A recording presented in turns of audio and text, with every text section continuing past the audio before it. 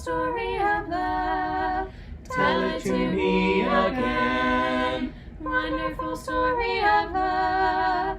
With the immortal strain, angels with rapture announce it. Shepherds with wonder receive it. Sinner, oh, won't you believe it? Wonderful story of love. Wonderful story of love. Wonderful story of love. Wonderful story of love. Wonderful story of love. Wonderful story of love. Though you are far away, wonderful story of love. Still he doth call today, calling from Calvary's mountain, down from the crystal bright fountain, ye from the dawn of creation. Wonderful story of love. Wonderful story of love. Wonderful story of love. Wonderful story of love. Wonderful story of love. Wonderful story of love. Jesus provides a rest. Wonderful story of love. For all the pure and blessed, rest in those mansions above us, with those who've gone on before us, singing the rapturous chorus. Wonderful story of love. Wonderful story of love. Wonderful story of love. Wonderful story of love. Wonderful story of love.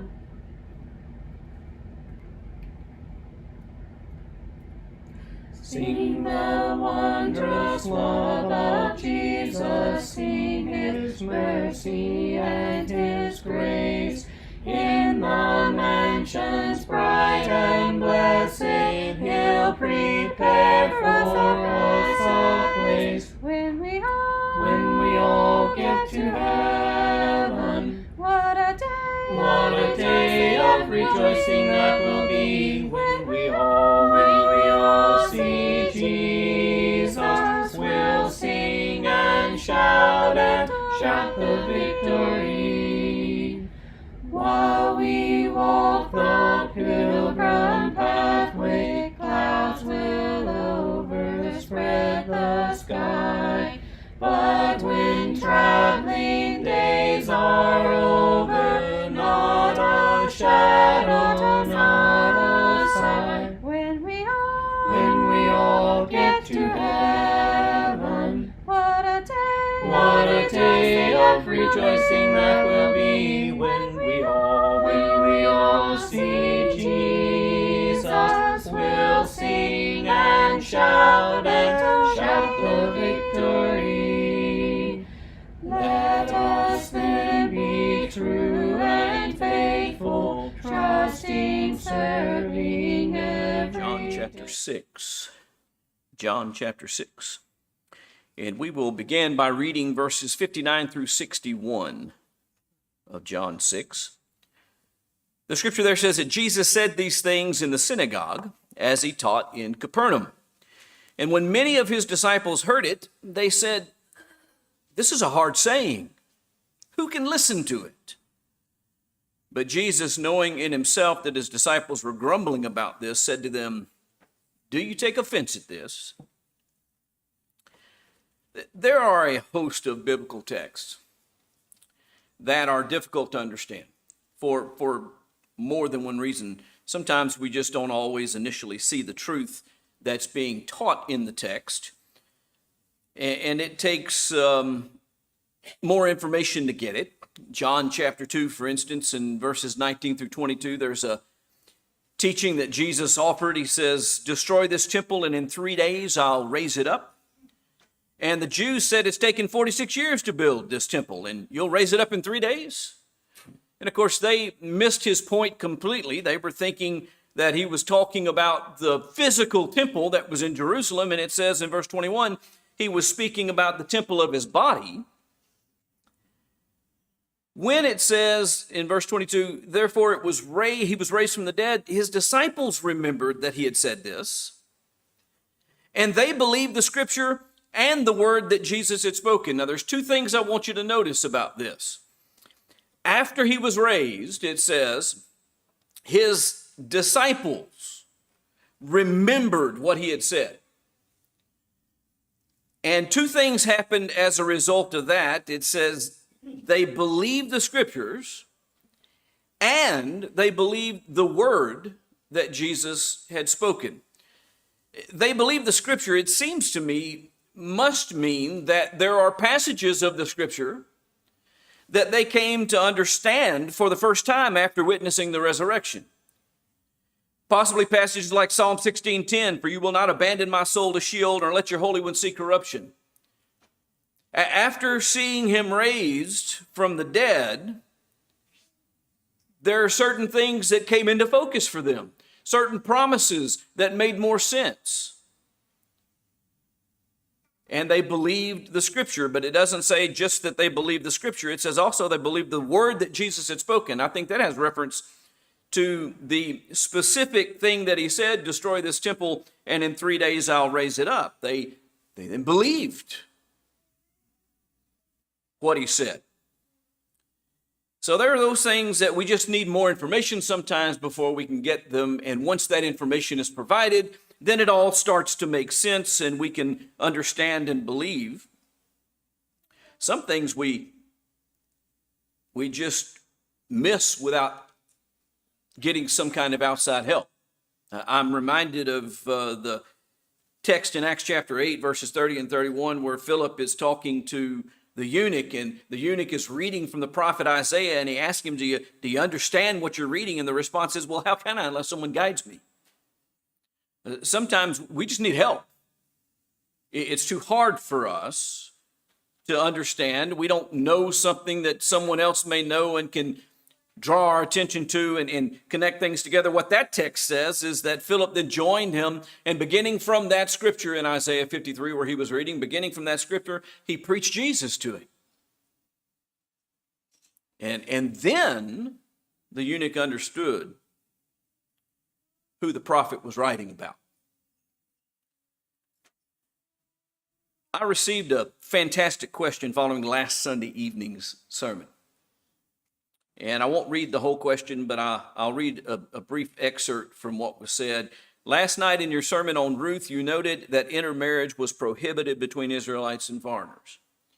And he then talked about some of the things that were noticed there and that the scriptures teach. And then he says, yet in Deuteronomy 21, verses 10 through 14, intermarriage was permitted with captive females. And then he went on to offer his question.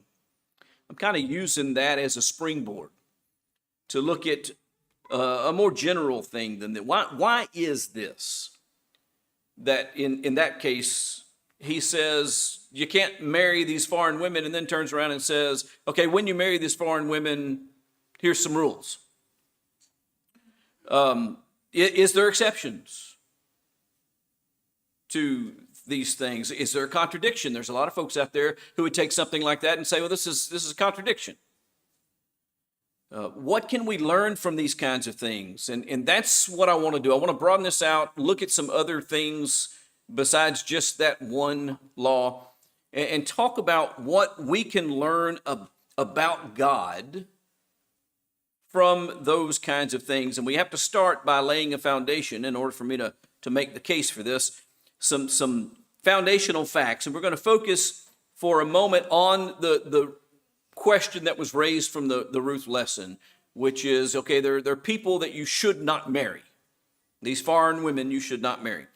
There are two texts in particular that give us information about that and are useful to us. So first, go to Deuteronomy 7 with me. We'll read starting in verse 1. It says, when the Lord your God brings you into the land that you are entering to take possession of it, and clears it away, many nations before you, the Hittites, the Girgashites, the Amorites, the Canaanites, the Perizzites, the Havites, the Jebusites, 7 nations more numerous and mightier than you, That's verse 1. So he talks about going into the land. He talks about the people that occupied that land. He names those 7 peoples. And then look down at verse 3 and 4. You shall not intermarry with them, giving them your daughters to their sons or taking their daughters for your sons, for they would turn away your sons from following me to serve other gods. The anger of the Lord would be kindled against you, and he would destroy you quickly. And so we're given there a specific list of 7 nations, and a specific reason, by the way, in this text. They would turn your sons away from following me. There's another passage that I think is worthwhile, and that's 1 Kings chapter 11.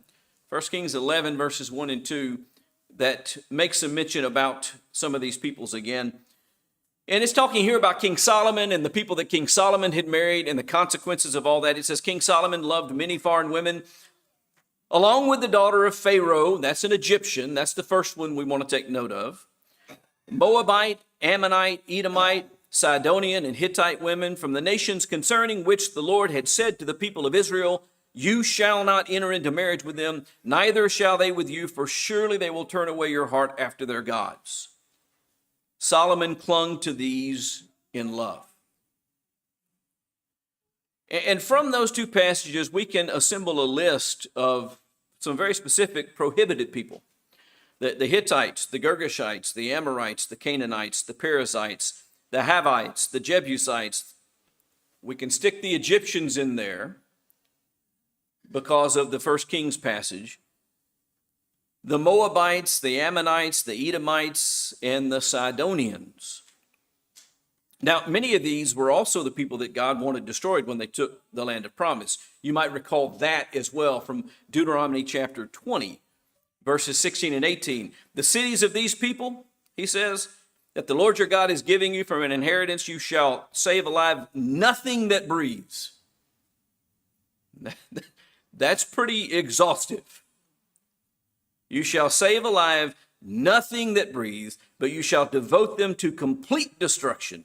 The Hittites, the Amorites, the Canaanites, the Perizzites, the Havites, the Jebusites, as the Lord your God has commanded, that they may not teach you to do according to all their abominable practices that they have done for their gods, and so you sin against the Lord your God. That's Deuteronomy 20, verses 16 through 18. So a lot of those same people are also the people they were supposed to exterminate. And that's another concept that people have a hard time understanding. It's another one of those hard sayings when you read about God and this loving God that cares about everyone, that wants to save everyone, who says, when you go in there, if it's breathing, I want you to kill it. I want them completely done away with.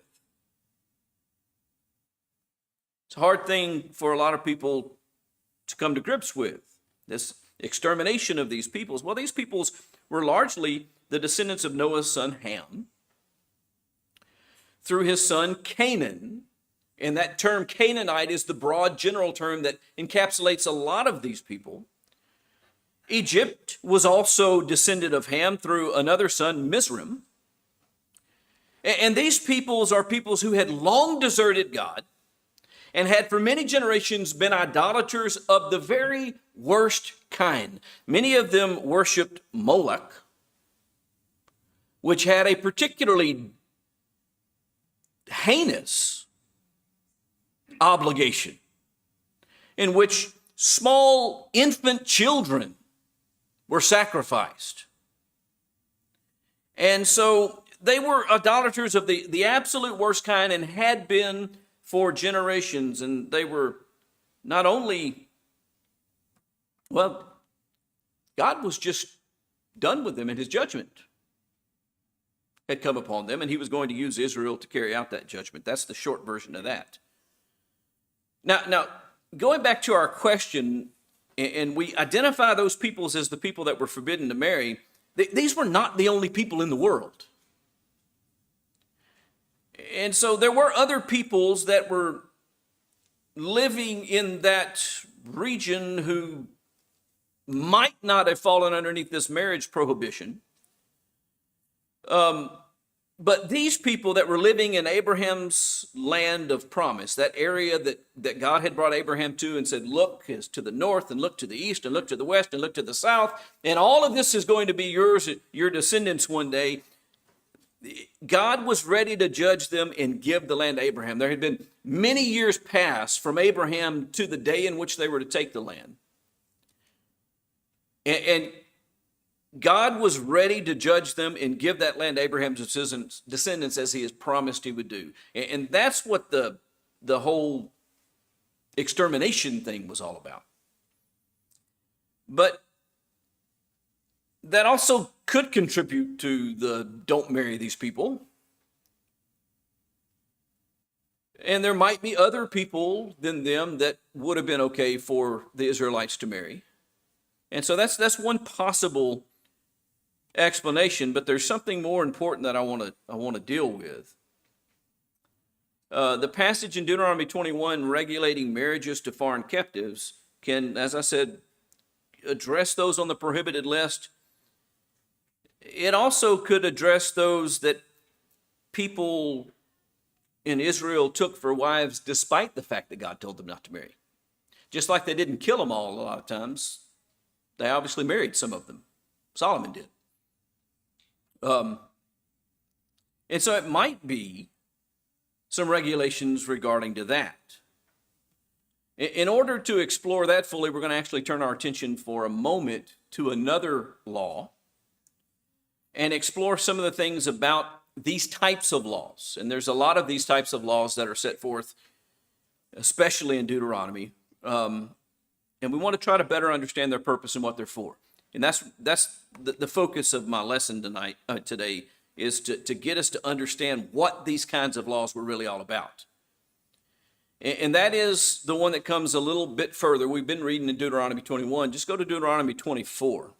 The first 4 verses of Deuteronomy 24, we're introduced to this comparable law that says when a man takes a wife and marries her, if then she finds no favor in his eyes, because he has found some indecency in her, and he writes her a certificate of divorce and puts it in her hand and sends her out of his house, and she departs out of his house, and if she goes and becomes another man's wife, and the latter man hates her, writes her a certificate of divorce and puts it in her hand and sends her out of his house, or if the latter man dies, who took her to be a wife, then her former husband, who sent her away, may not take her again to be his wife after she has been defiled, for that is an abomination before the Lord, and you shall not bring sin upon the land that the Lord your God is giving you for an inheritance. And so there is a law given there in Deuteronomy 24 that regulates certain practices around divorce.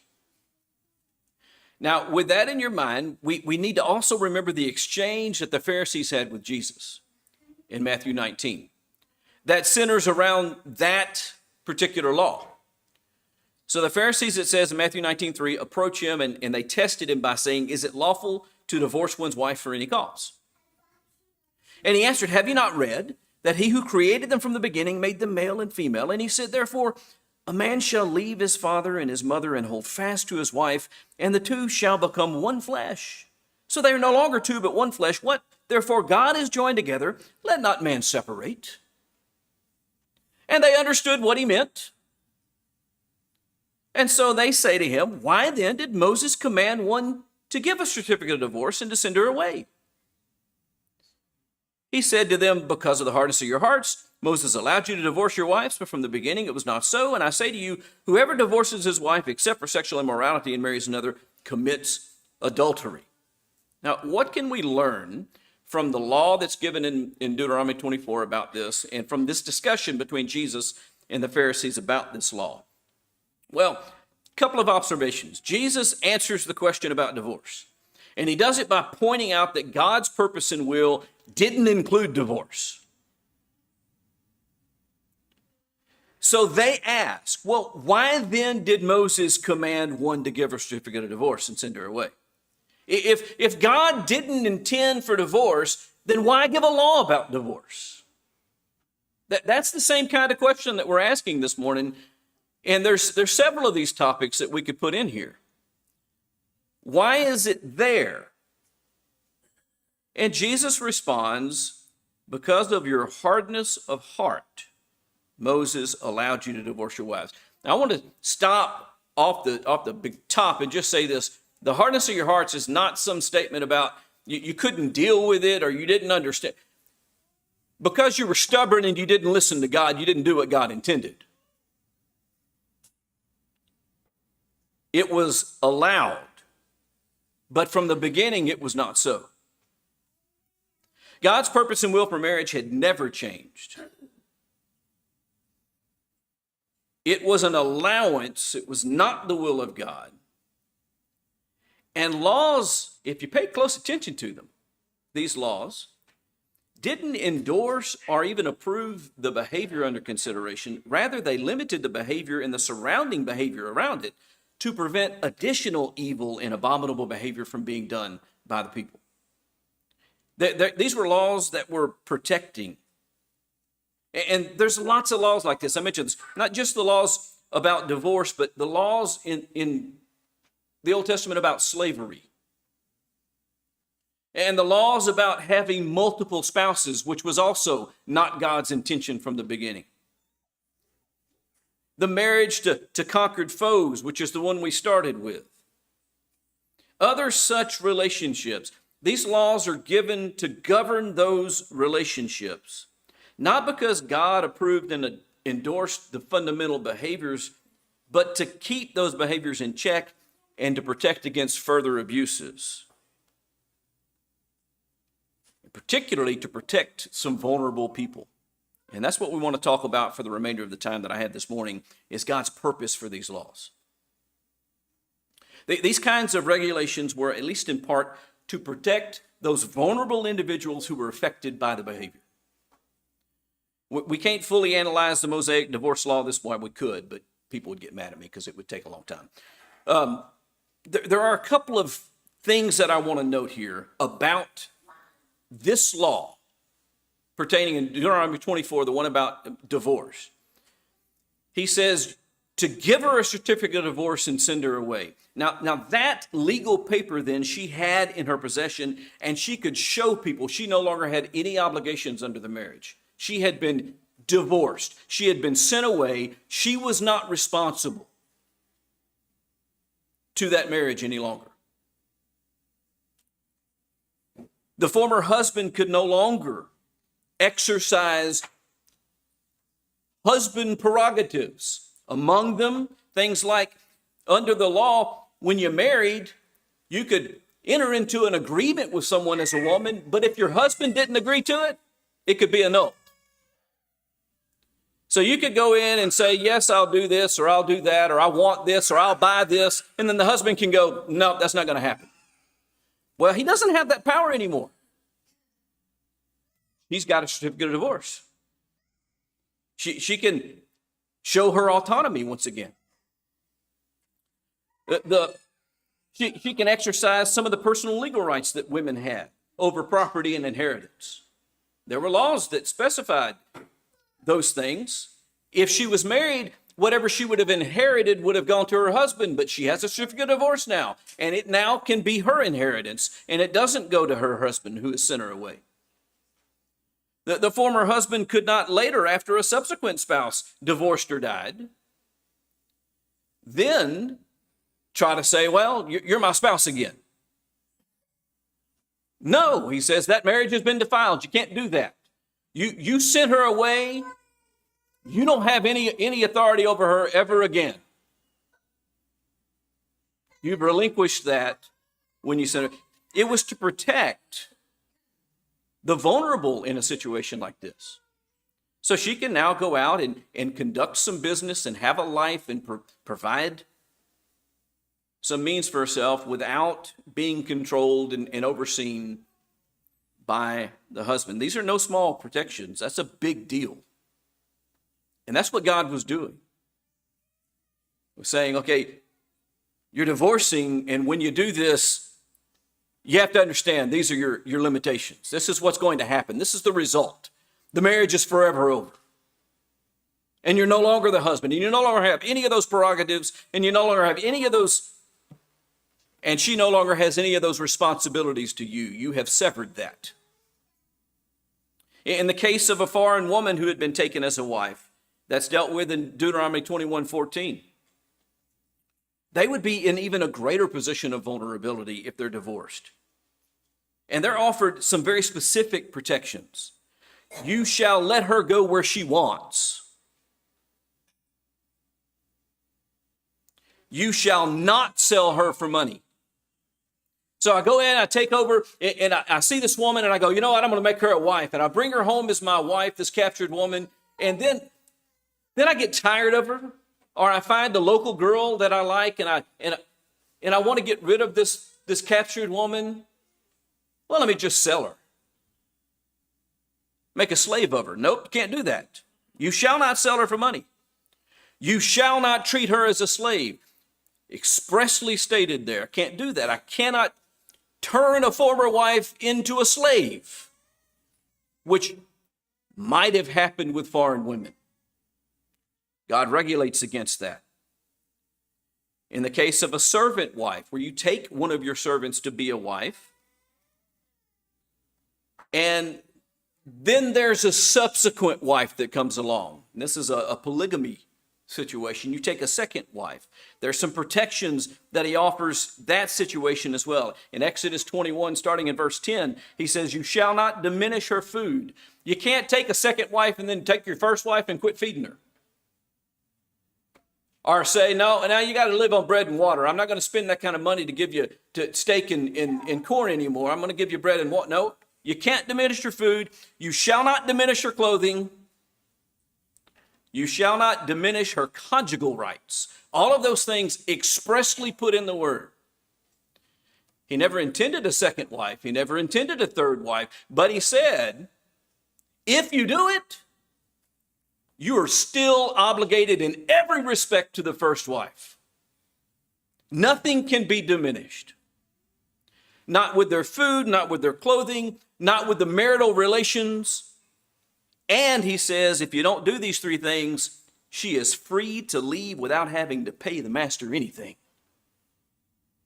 Keep in mind, this is a servant that's been taken as a wife. And if you don't meet the obligations that you are obligated to under the marriage, God said, I am empowering her to leave, and she doesn't have to redeem herself. She just gets to leave. He's protecting a very vulnerable class of people, women who were servants, and saying you can't treat them as anything less than what they are.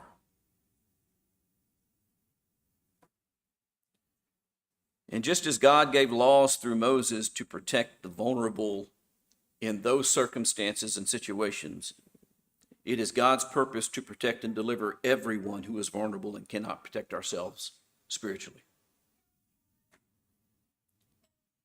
He was teaching us through these laws that he is eyes open toward those who are in vulnerable positions, and he is going to preserve and protect them.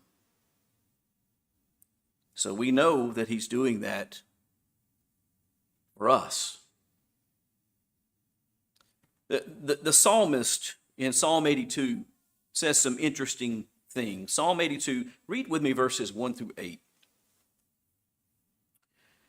God has taken his place in the divine council. In the midst of the gods, he holds judgment. Now, when it says that, it doesn't make the other idolatrous gods real, or say that God believes in them or gives them any credence or even makes that religion. It's saying that God is taking his position over all people. No matter who they worship, no matter who they believe, no matter what it's about, this is a universal song. In the midst of the gods, he holds judgment. How long will you judge unjustly and show partiality to the wicked? Give justice to the weak and the fatherless.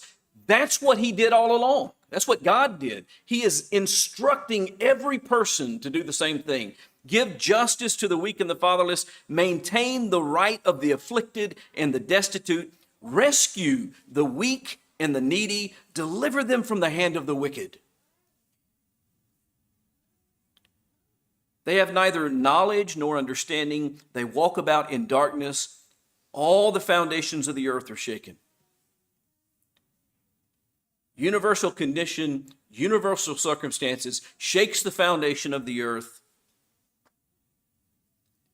I said, you are gods, sons of the Most High, all of you. Nevertheless, like men you shall die and fall prey like any prince. Arise, O God, judge the earth, for you shall inherit all the nations.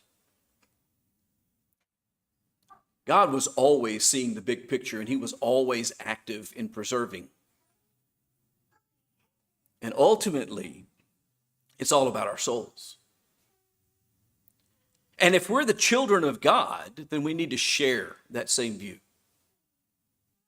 We need to view people the same way. We need to view the value of people the same way. And we need to understand that we are, in fact, the vulnerable. We're going to die just like everyone else. None of us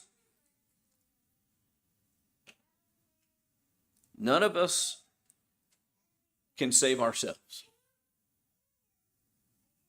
And it doesn't matter how righteous we think we are.